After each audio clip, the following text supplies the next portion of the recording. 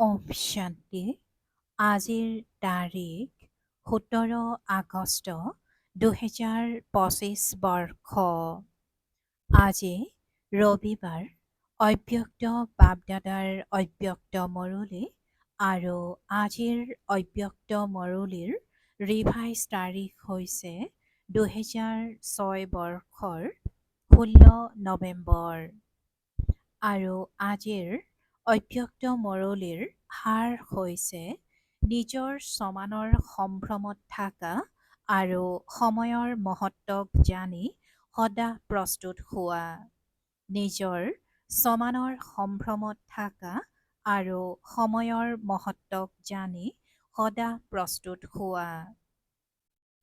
আজি বাপদাদাই চাৰিওফালৰ নিজৰ পৰমাত্ম স্নেহৰ পাত্ৰ সমানৰ আসনত অধিষ্ঠিত সন্তানসকলক চাই আছে হওক। আজি বাপদাদাই চাৰিওফালৰ নিজৰ পৰমাত্ম স্নেহৰ পাত্ৰ সমানৰ আসনত অধিষ্ঠিত সন্তানসকলক চাই আছে হওক। আসনত অধিষ্ঠিতটো সকলো সন্তানেই হয়, কিন্তু বহুত সন্তান একাগ্ৰ স্থিতিত স্থিৰ হৈ আছে আৰু কিছুমান সন্তান সংকল্পত অলপ অচৰপ বিচলিত। বাপদাদাই বৰ্তমান সময় অনুসৰি প্ৰতিগৰাকী সন্তানক একাগ্ৰতাৰ ৰূপত সমানধাৰী স্বৰূপত সদায় চাবলৈ বিচাৰে। সকলো সন্তানেও একাগ্ৰতাৰ স্থিতিত স্থিৰ হ'বলৈ বিচাৰে। নিজৰ ভিন্ন ভিন্ন প্ৰকাৰৰ সমানক জানেও ভাবেও, কিন্তু একাগ্ৰতাক অস্থিৰতাত লৈ আনে। সদায় একৰক স্থিতি কম থাকে অনুভৱ হয় আৰু এইটো স্থিতি বিচাৰেও, কিন্তু কেতিয়াবা কেতিয়াবা কি হয়, কাৰণ সদায় মনোযোগৰ অভাৱ। যদি সমানৰ তালিকা উলিওৱা তেতিয়া কিমান দীঘলীয়া। সকলোতকৈ প্ৰথম সমান যিজন পিতাক স্মৰণ কৰি থাকা তেওঁৰ পোনপটীয়া সন্তান হৈছে ১ নম্বৰ সন্তান। সকলোতকৈ প্ৰথম সমান যিজন পিতাক স্মৰণ কৰি থাকা তেওঁৰ পোনপটীয়া সন্তান হৈছে ১ নম্বৰ সন্তান। বাপদাদাই তোমালোক কোটিৰ মাজত কোনোবা সন্তানসকলক ক'ৰ পৰা বিচাৰি নিজৰ কৰি ল'লে। পাঁচোটা খণ্ডৰ পৰা পোনপটীয়াকৈ পিতাই নিজৰ সন্তানসকলক নিজৰ কৰি ল'লে কিমান উচ্চ সমান। সৃষ্টি ৰচয়িতাৰ প্ৰথম ৰচনা হৈছে তোমালোক। পিতাই কৈছে যে সৃষ্টি ৰচনাৰ প্ৰথম ৰচনা হৈছা তোমালোক। জানা নহয় এই সমান। বাপদাদাই নিজৰ লগতে তোমালোক সন্তানসকলক গোটেই বিশ্বৰ আত্মাসকলৰ পূৰ্বজ কৰি তুলিছে। নিচা আছেনে? অলপ অচৰপ কেতিয়াবা কম হৈ যায়, চিন্তা কৰা। সকলোতকৈ অমূল্য যে গোটেই কল্পত এনেকুৱা অমূল্য সিংহাসন কাৰো প্ৰাপ্ত নহয়। সেই পৰমাত্ম সিংহাসন লাইটৰ মুকুট স্মৃতিৰ তিলক দিলে স্মৃতি উদয় হৈ আছে নহয়, যে মই কোন, মোৰ সমান কি। নিচা বাঢ়ি আছে নহয়। গোটেই কল্পত যিমানেই অমূল্য সত্যযোগী সিংহাসন নাথাকক, কিন্তু পৰমাত্ম অন্তৰাখন তোমালোক সন্তানসকলৰহে প্ৰাপ্ত হয়। বাপদাদাই সদায় শেষৰ নম্বৰৰ সন্তানটিকো ফৰিস্তা তথা দেৱতা স্বৰূপত চায়। এতিয়াই ব্ৰাহ্মণ তথা ফৰিস্তা তথা দেৱতা হ'বই লাগে। জানেনে নিজৰ সমান, কিয়নো বাপদাদাই জানে যে সমান পাহৰাৰ কাৰণেই দেহবোধ। দেহ অভিমান আহে, অশান্তও হয়। যেতিয়া বাপদাদাই দেখে দেহ অভিমান বা দেহবোধ আহে, তেতিয়া কিমান অশান্ত হয়। সকলো অনুভৱী হোৱা নহয়। সমানৰ নেচাত থকা আৰু এই নেচাৰ ঊৰ্ধত অশান্ত হৈ থকা দুয়োটাকে জানা। পিতাই কৈছে অশান্তও হয় যেতিয়া বাপদাদাই দেখে দেহ অভিমান বা দেহবোধ আহে, তেতিয়া কিমান অশান্ত হয়। সকলো অনুভৱী হোৱা নহয়। সমানৰ নেচাত থকা আৰু এই নেচাৰ ঊৰ্ধত অশান্ত হৈ থকা দুয়োটাকে জানা। বাপদাদাই দেখিবলৈ পায় যে সকলো সন্তান গৰিষ্ঠ সংখ্যকেই জ্ঞানবানটো ভাল হৈছা। জ্ঞানবানটো অৰ্থাৎ জ্ঞানবানটো ভাল হৈছে, কিন্তু শক্তিত পূৰ্ণ শক্তিশালী নহয়। শতাংশত আছে। পিতাই কৈছে যে সকলো অনুভৱী হোৱা নহয়। সমানৰ নিচাত থকা আৰু এই নিচাৰ ঊৰ্ধত অক্ষান্ত হৈ থকা দুয়োটাকে জানা। বাপদাদাই দেখিবলৈ পায় যে সকলো সন্তান গৰিষ্ঠ সংখ্যকেই জ্ঞানবানটো ভাল হৈছে, কিন্তু শক্তিত পূৰ্ণ শক্তিশালী নহয়, শতাংশত আছে। বাপদাদাই প্ৰতিগৰাকী সন্তানক নিজৰ সৰ্বসম্পদৰ বালক তথা মালিক কৰি তুলিছে। সকলোকে সকলো সম্পদ দিছে, কম বেছি নাই দিয়া। কিয়নো গণনাতীত সম্পদ আছে, বেসুদৰ সম্পদ আছে, সেইবাবে প্ৰতিগৰাকী সন্তানক বেসুদৰ বালক তথা মালিক কৰি তুলিছে। বেসুদৰ পিতা, বেসুদৰ সম্পদ, গতিকে নিজে নিজক পৰীক্ষা কৰা যে তোমালোকৰ ওচৰতো বেসুদ সীমাহীন আছেনে? সদায় আছে নে কেতিয়াবা কেতিয়াবা চুৰি হৈ যায়, হেৰাই যায়? পিতাই কৈছে যে বেসুদৰ পিতা, বেসুদৰ সম্পদ, গতিকে নিজে নিজক পৰীক্ষা কৰা যে তোমালোকৰ ওচৰতো বেসুদ অৰ্থাৎ সীমাহীন আছেনে? সদায় আছে নে কেতিয়াবা কেতিয়াবা চুৰি হৈ যায়, হেৰাই যায়? বাবাই কিয় মনোযোগ আকৰ্ষণ কৰাই আছে? অশান্ত নহবা, সমানৰ আসনত অধিষ্ঠিত হৈ থাকা, বিচলিত নহবা। 63 জন্মতো বিচলিত হোৱাৰ অনুভৱ কৰি ললা নহয়, এতিয়া আৰু কৰিবলৈ বিচৰা নেকি? ভাগৰ লগা নাইনে এতিয়া সমানত থাকা, অৰ্থাৎ নিজৰ উচ্চতকৈও উচ্চ নিচাত থাকা? কিয়? কিমান সময় পাৰ হ'ল?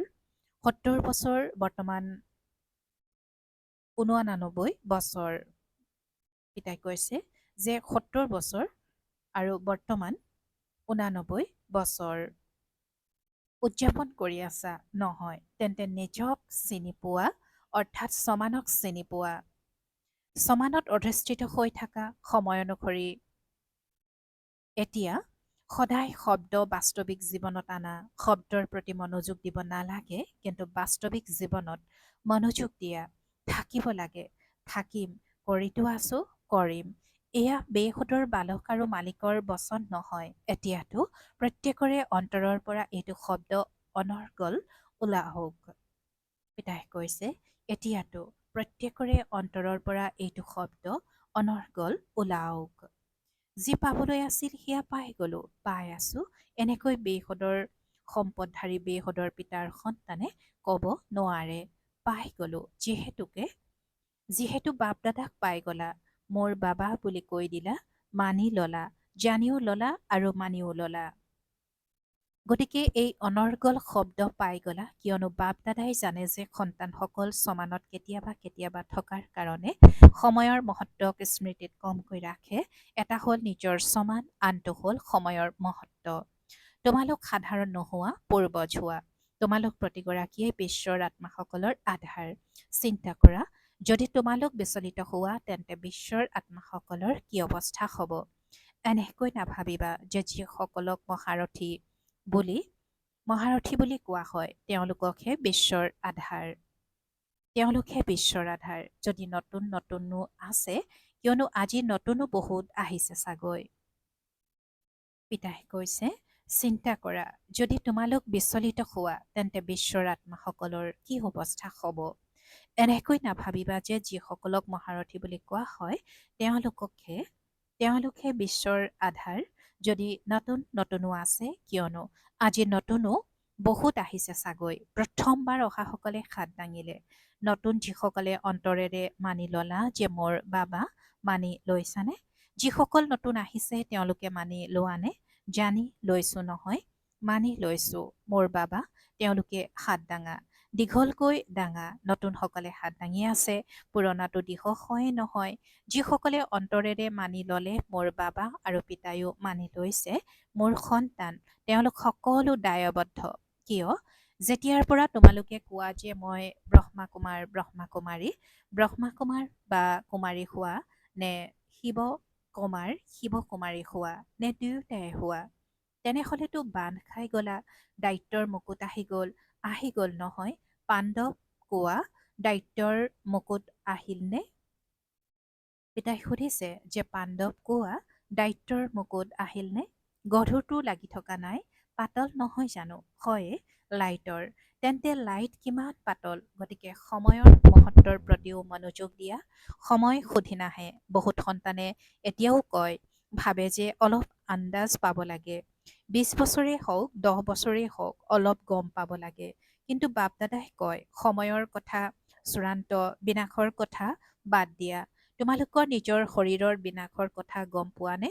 কোনোবা আছেনে যিয়ে গম পায় যে মই অমুক তাৰিখে শৰীৰ এৰিম? গম পোৱা নে? আৰু আজিকালিতো ব্ৰাহ্মণৰ যোৱাৰ ভোগ বহুত আগবঢ়োৱা। পিতাই কৈছে কোনোবা আছেনে যিয়ে গম পায় যে মই অমুক তাৰিখে শৰীৰ এৰিম? গম পোৱা নে? আৰু আজিকালিতো ব্ৰাহ্মণৰ যোৱাৰ ভোগ বহুত আগবঢ়োৱা কোনো ভৰসা নাই, সেইবাবে সময়ৰ মহত্বক জানি লোৱা। এইটো সৰু যুগ, আয়ুসত চুটি। পিতাই কৈছে যে এইটো সৰু যুগ, আয়ুসত চুটি, কিন্তু শ্ৰেষ্ঠতকৈও শ্ৰেষ্ঠ প্ৰাপ্তিৰ যুগ, কিয়নো শ্ৰেষ্ঠতকৈও শ্ৰেষ্ঠ পিতা এই সৰু যুগতহে আহে, আন ডাঙৰ যুগবোৰত নাহে। এইটোৱে সৰু যুগ য'ত গোটেই কল্পৰ প্ৰাপ্তিৰ বীজ সিঁচাৰ সময়। লাগিলে বিশ্বৰ ৰাজ্য প্ৰাপ্ত কৰা, লাগিলে পূজ্য হোৱা, গোটেই কল্পৰ বীজ সিঁচাৰ সময় এইটো, আৰু দ্বৈত ফল প্ৰাপ্ত কৰাৰ সময়। প্ৰাপ্তিৰ, পিতাই কৈছে যে প্ৰাপ্ত কৰাৰ সময়।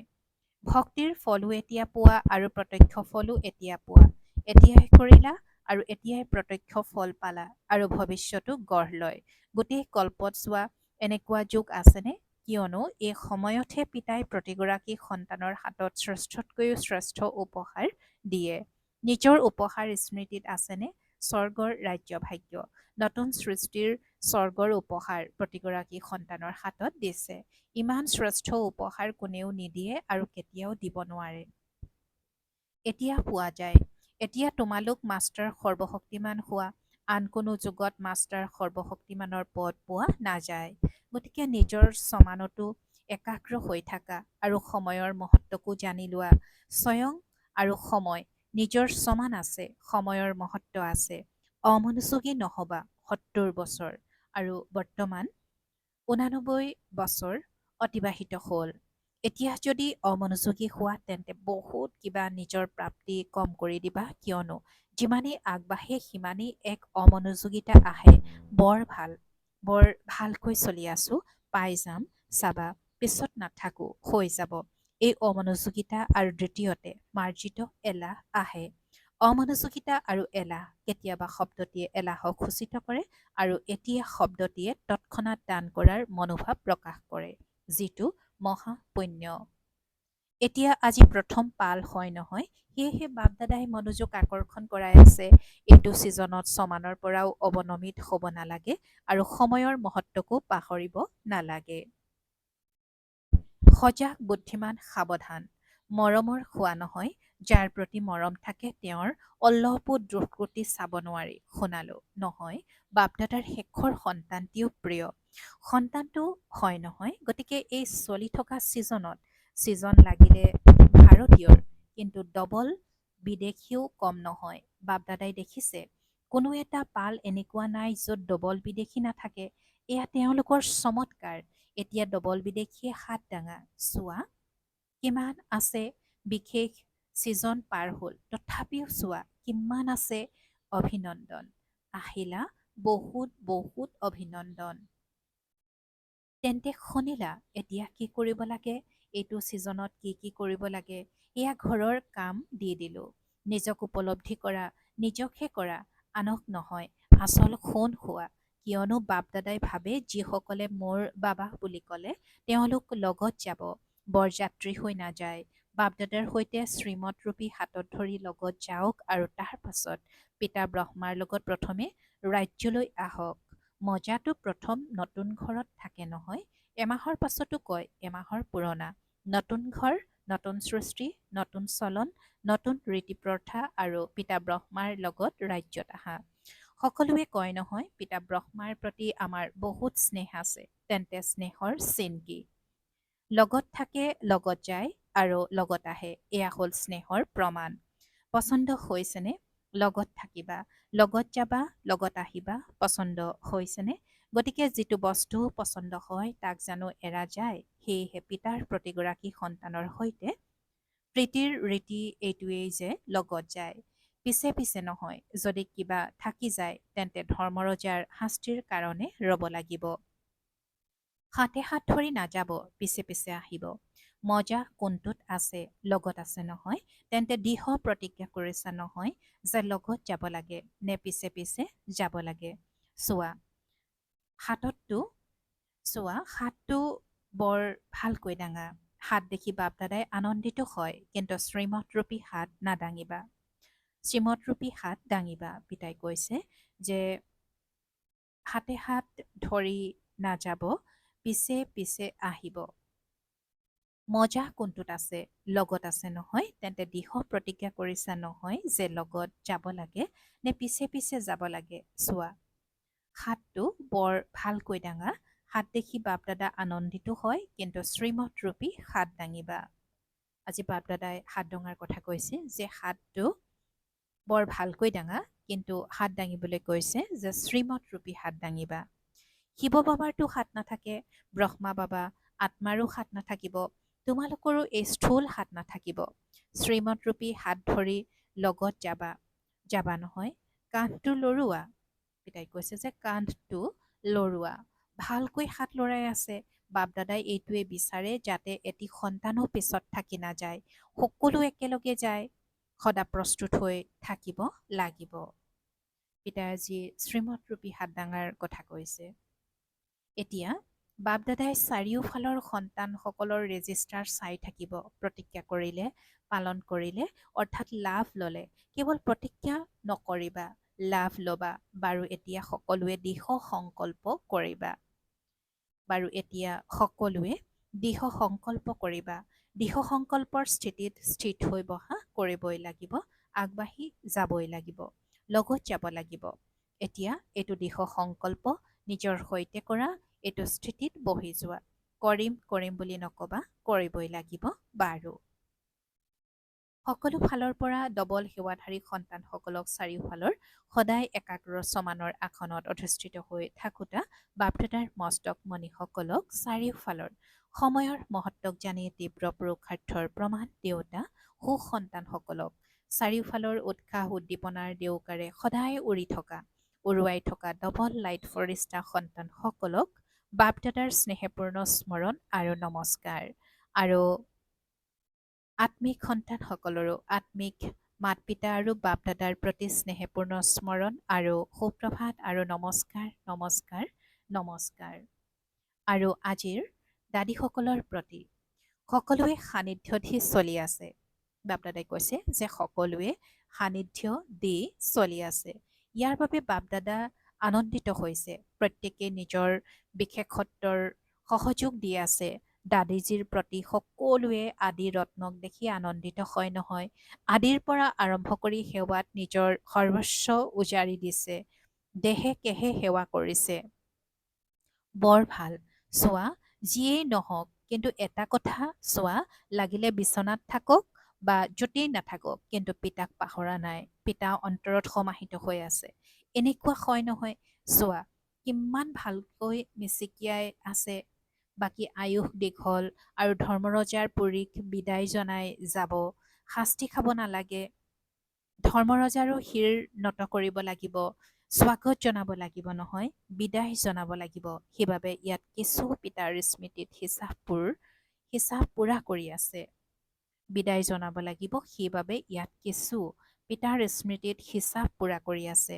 বাকী কষ্ট নাই, বেমাৰ হওঁতে আছে, কিন্তু দুখৰ মাত্ৰা নাই। বৰদাদীৰ সৈতে এওঁ বহুত মেচেকিয়াই আছে। সকলোকে দৃষ্টি দিয়া, ভাল বাৰু। আৰু আজিৰ বৰদান বহিমূৰ্খী চতুৰালিৰ পৰা মুক্ত হৈ থাকোতা পিতাৰ প্ৰচণ্ডৰ সঁচা চুক্তি কৰোতা হোৱা। আৰু আজিৰ বাপদাদাৰ বৰদানৰ ব্যাখ্যা। বাপদাদাৰ জগতৰ বহিমূৰ্খী চতুৰালি পচন্দ নহয়। পিতাই স্পষ্ট কৰি কৈছে যে বাপদাদাৰ জগতৰ বহিমূৰ্খী চতুৰালি পচন্দ নহয়। কোৱা হয় খোজাসকলৰ ভগৱান, চতুৰ বুদ্ধিমানৰ খোজা সন্তানহে প্ৰচণ্ডৰ। পৰমাত্মা নামৰ তালিকাত খোজা সন্তানসকলহে বিশেষ VIP, যাৰ ফালে জগতৰ লোকৰ চকু নাযায়। তেওঁলোকে পিতাৰ সৈতে চুক্তি কৰি পৰমাত্মা নয়নৰ তৰা হৈ গল। খোজা সন্তানসকলেই অন্তৰেৰে কয় মোৰ বাবা। এই 1 ছেকেণ্ডৰ এষাৰ বচনৰ দ্বাৰা গণনাতীত সম্পদৰ চুক্তি কৰোঁতা সঁচা চুক্তি কৰোঁতা হৈ গ'ল। আৰু আজিৰ শ্লোগান, সকলোৰে স্নেহপ্ৰাপ্ত কৰিবলৈ হ'লে মুখেৰে সদায় মধুৰ বচন উচ্চাৰিত কৰা। সকলোৰে স্নেহ প্ৰাপ্ত কৰিবলৈ হ'লে মুখেৰে সদায় মধুৰ বচন উচ্চাৰিত কৰা। আৰু আজিৰ শ্লোগানত পিতাই কৈছে যে সকলোৰে স্নেহ প্ৰাপ্ত কৰিবলৈ হ'লে মুখেৰে সদায় মধুৰ বচন উচ্চাৰিত কৰা। ওম শান্তি। আৰু আজিৰ অব্যক্ত সংকেত, সহযোগী হ'বলৈ হ'লে পৰমাত্মা স্নেহৰ অনুভৱী হোৱা। যি সদায় পিতাৰ স্মৃতিত স্নেহত লীন অৰ্থাৎ সমাহিত হৈ থাকে, এনেকুৱা আত্মাসকলৰ নয়নত আৰু মুখৰ প্ৰতীক্ষাৰ বাণীত পিতা সমাহিত হৈ থকাৰ কাৰণে শক্তিস্বৰূপৰ পৰিৱৰ্তে সৰ্বশক্তিমান দৃষ্টিগোচৰ হ'ব। যেনেকৈ আদিত স্থাপনাত ব্ৰহ্মা ৰূপত সদায় শ্ৰীকৃষ্ণক দেখা পোৱা গৈছিল, তেনেকৈ তোমালোক সন্তানসকলৰ দ্বাৰা সৰ্বশক্তিমান দৃষ্টিগোচৰ হওক। ওম শান্তি। আৰু আজিৰ সূচনা, আজি মাহৰ তৃতীয় ৰবিবাৰ সকলো ৰাজযোগী তপস্বী ভাতৃভগ্নীয়ে সন্ধ্যা 6:30 বজাৰ পৰা 7:30 বজালৈ বিশেষ যোগ অভ্যাসৰ সময়ত নিজৰ পূৰ্বজবোধৰ সমানত স্থিত হৈ কল্পবৃক্ষৰ মূল কাণ্ডত বহি গোটেই বৃক্ষক শক্তিশালী যোগ দান দি নিজৰ বংশাৱলীৰ দিব্য পালনা কৰক। বংশাৱলীৰ দিব্য পালনা কৰক। ওম শান্তি।